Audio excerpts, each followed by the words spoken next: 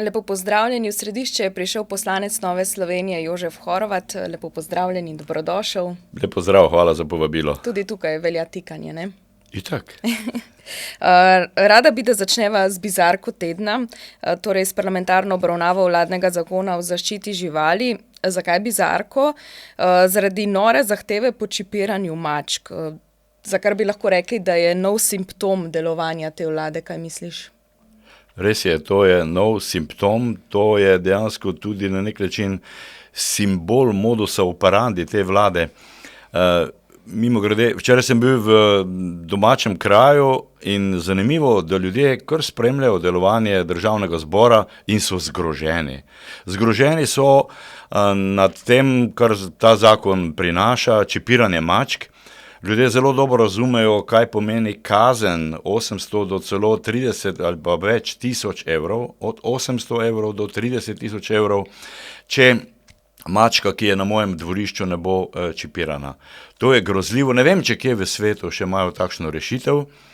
In sam osebno prihajam iz kmetije in imam zelo rad živali. Sem še tista generacija, ki je s kravami delala na njivah, kar pomeni, da smo se na nek način znali s kravami pogovarjati. Danes je to marsikomu smešno. In res rad imam živali, gojim neko dostojanstvo do njih, ampak to kar pa zdaj ta leva politika začne in izganja, je pa dejansko koncentrat norosti. Spet nova neka birokracija, zakon se ne bo dal izvajati, saj ljudje ne bodo vedeli, kdaj je zdaj ta mačka stara 12 tednov, ko nastopi rok, da mora biti čipirana. In mi, ki živimo na podeželju, vsaj čez vikend, vemo, da je mačk na podeželju ogromno. Zakaj? Ker so prijazni ljudje, ker je veliko hrane za mačke in tako naprej. In zdaj bo prišel inšpektor, ki nam bo pisal položnice. Mislim, da bo ljudem enkrat zavrelo, ker dejansko na vsaki seji vlade dobivamo neke nove birokratske ali pa finančne obremenitve. Tukaj je treba potegniti ločnico, ne? To si omenil, si norost, tudi absurd konec koncev, ker eno je dejanska zaščita živali, razumevanje, da so to živa, čuteča bitja, na drugi strani so pa neke, kaj bi temu rekli lahko drugega kot norosti, ne? Res je, saj na odboru za kmetijstvo, ki ga vodi Nova Slovenija, smo imeli kar se naše strani tiče, kar nekaj dobrih razprav, nekaj predlogov, kako je treba ta zakon o zaščiti živali posodobiti, res v smeri praktične zaščite živali in, če hočeš, kaznovanja tistih, ki z živalmi ne delajo na humani način.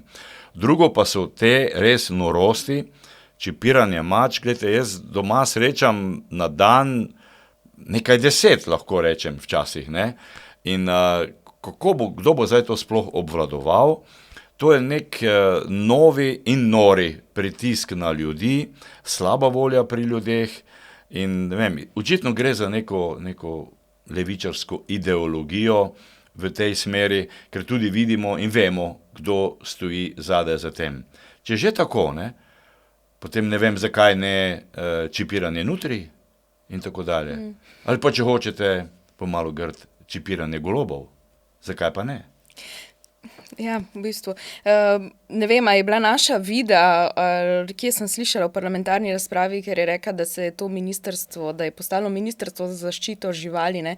Pa tudi, ko gledava, ne, zakaj norost, inšpektori se bodo z nečim takim ukvarjali, namesto da bi se z resničnim pregonom in nadzorom kršiteljev, tako kot si rekel, s tistimi, ki dejansko ogrožajo živali.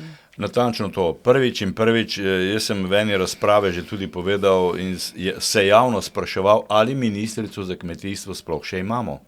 Navadno je ni, ne v državni zbor, tudi v ponedeljek je ni bilo, da bi odgovarjala tudi na moje poslansko vprašanje, naprimer, kaj bo vlada naredila za povračilo škode kmetom na Goričkem, ki jim je toča popolnoma uničila poljščine. Odgovora nimam, jo čakam na julijski seji. Ministrice tudi ni na odbor za kmetijstvo, pošilja državnega sekretarja. Kolikor vem, je stroka pravzaprav z ministrstva odšla, In mi definitivno, ali pa de facto, ministrstvo za kmetijstvo več nimamo. Na drugi strani hodijo kmetje k meni in mi maja meseca, ko je spomladanska setev že mimo, povedo, poslušaj poslanec, jaz še nisem dobil subvencije, moral sem vzeti kredit za repromaterial, da sem lahko opravil setev. To je kriminal. Prosti, to je kriminal in mi imamo neko skupno evropsko kmetijsko politiko. Zakaj? Zato, da Evropa naj nikoli več ne bi bila lačna. To je v redu, ideja, v redu. Ampak koliko vem, po drugih državah to kar dobro funkcionira. V Sloveniji pa normalno, da to ne more funkcionirati, če se pa ministrstvo ukvarja z nekimi iracionalnimi, ideološkimi zadevami, namesto prav s kmetijstvom ali, da sem bolj konkreten, s proizvodnjo hrane.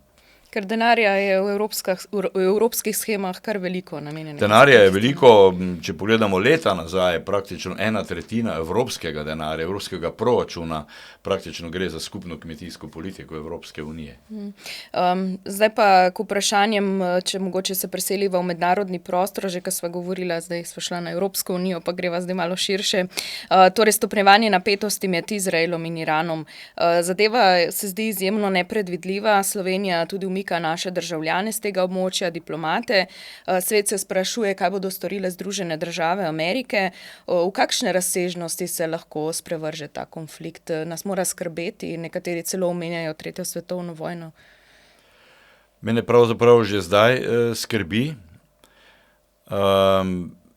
Pa morda, če začneva spet z Evropo, ne. Evropa ima, se spomnim, ko sem hodil na razne interparlamentarne konference, Evropa ima nekakšno skupno zunanjo in varnostno politiko, ki pa ne funkcionira. Žal ne funkcionira. Tako da tudi Evropa glede tega vprašanja, teh relacij Izrael-Iran, govori z različnimi jeziki. In ko so vojne napetosti, nikoli ni dobro, da se diplomacija ali pa država kot taka postavlja navijaško na eno stran. Drugo je, ko gre za v primeru Ukrajine, za okupacijo Ruske federacije na suvereno demokratično državo Ukrajino. To je drugo. Ampak ta zadeva na Bližnjem vzhodu, nekateri zunanje politični ali pa geopolitični analitiki so jo na nek način napovedovali. Ta vojna pravzaprav ne poteka po ločnici suverenih držav. Tukaj zdaj ne gre več za boj za ozemlje, tukaj gre za neko ideološko ločnico.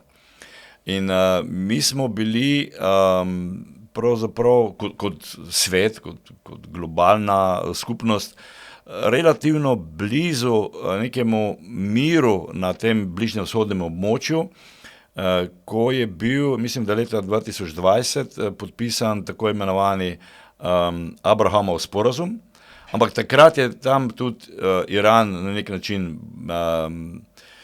potegnil ročno zavoro, ampak da zdaj greva v to bližnjo preteklost. Mnogi pravijo, da je odločitev za brutalni napad Hamasa, se spomniš, 7. oktobra 2023, bila sprejeta v Teheranu. In Izrael pravi, da je to dojel, ta brutalni napad. Ogromno ljudi so pobili, jih odpeljali, mlade, otroke in tako naprej, ženske.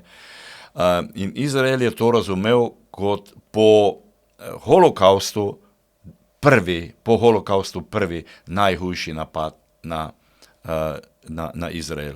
Holokaust je dejansko v večnost spravil okrog 6 milijonov Judov. Ne.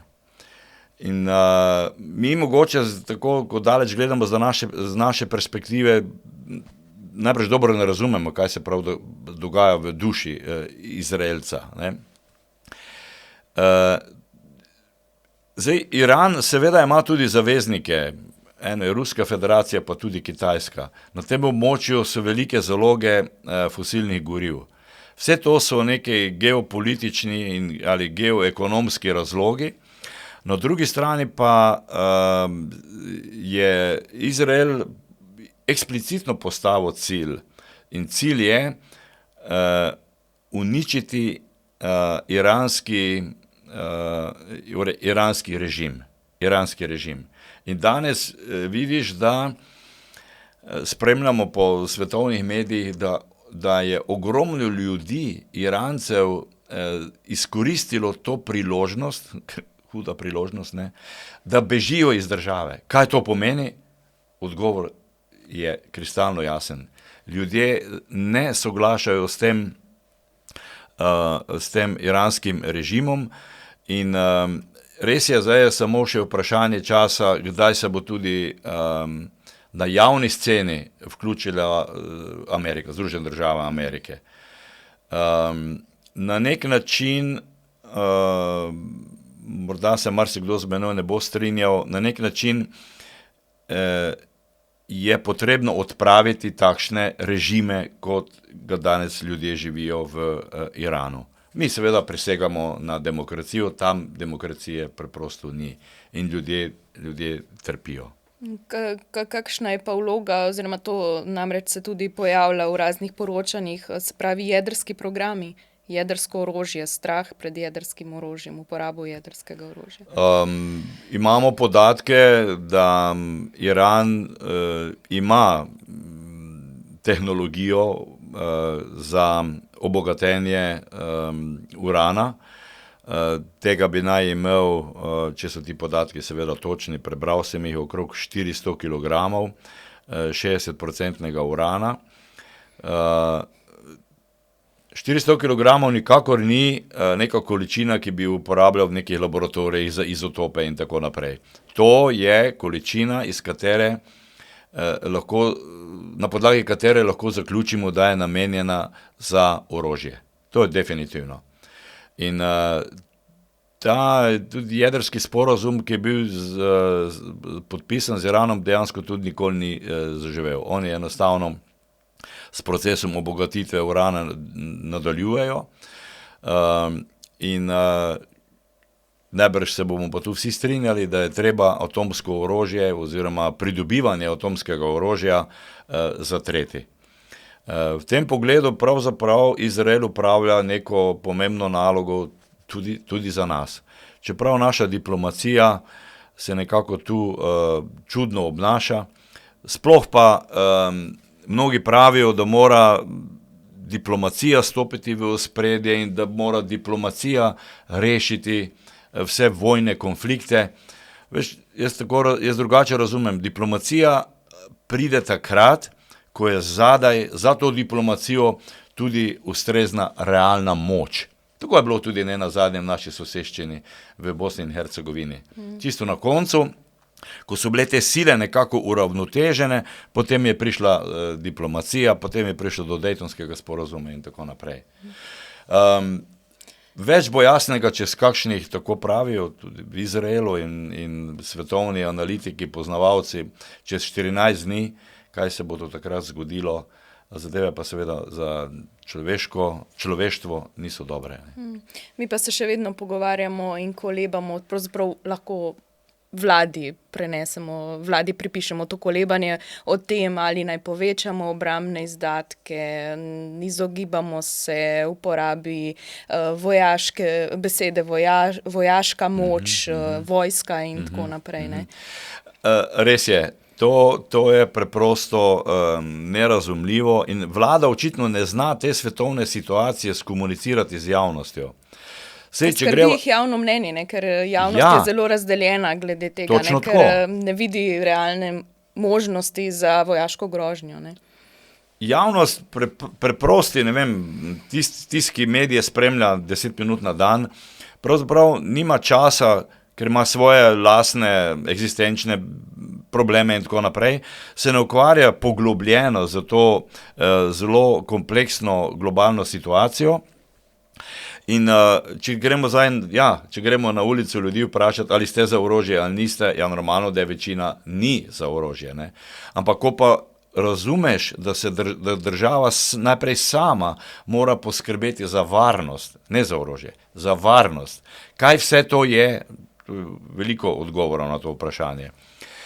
In naravnost nedoraslo se mi zdi, da je bila v državnem zboru sprejeta resolucija, da bomo pa zdaj 3% izdatkov, 3% BDP-ja namenili za našo varnost.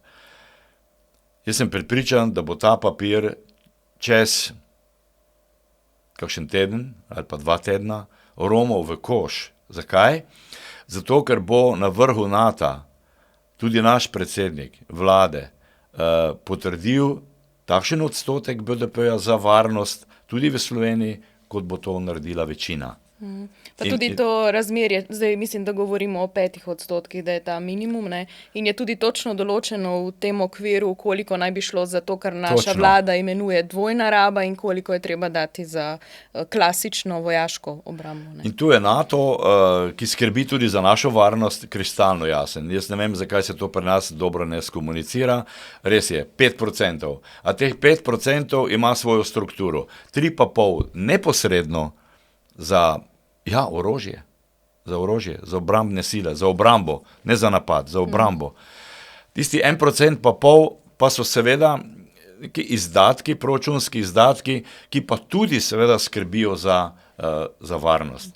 Ne moremo pa mi svetovne javnosti ali pa našega zavezništva, NATO zavezništva, za katerega smo se leta 2023 dvotretjinsko odločili, ne, ga ne moremo kar tako pretentati s tem, da je eno govorimo tam, eno doma, točno. Ne, pa v bistvu iščemo obvode, kako se temu izogniti. Ne. Točno. Ja. Ne moremo jih pretentati z nekim razmišljanjem pa z nekimi izjavami levice. Levica pa itak igra to svojo igro zaradi tega, ker prvič se približujemo volitvam, ne. Na drugi strani želi ponovno biti v vladi, kar pomeni za svojo peščico dobiti dobra delovna mesta,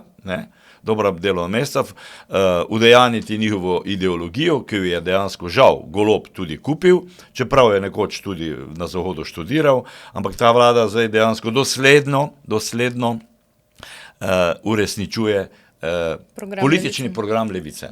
Noro. Pa bom zaključila z mislijo našega Janeza Žaklja, ki je bil pred kratkim v tem studiu, da je uspešna država sposobna poskrbeti tako za vojaško varnost, kot za dobro socialno, zdravstveno in ostalo, in infrastrukturo in varnost. Točno, in takšne države si želimo in takšno državo bomo tudi z vsemi našimi napori poskušali ponovno izgraditi, če nam bodo ljudje zaupali v naslednji vladi, ker to, kar imamo zdaj, nimamo nevarnosti v vojaškem smislu, nimamo zdravstvene varnosti, vse so pravzaprav vsi sistemi ali pa podsistemi na kolenih. No, smo v nizkem štartu, ne? Smo v nizkem štartu. Hvala, Jože.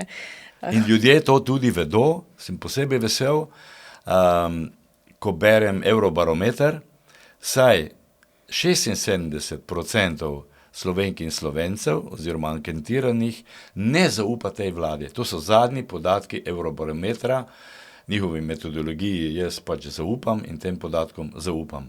Ali bo zdaj čipiranje mačk ta odstotek zmanjšalo ali povečalo, bomo videli čez 14 dni. Hvala. Hvala tudi vam, da ste naju spremljali. Se vidimo kmalu.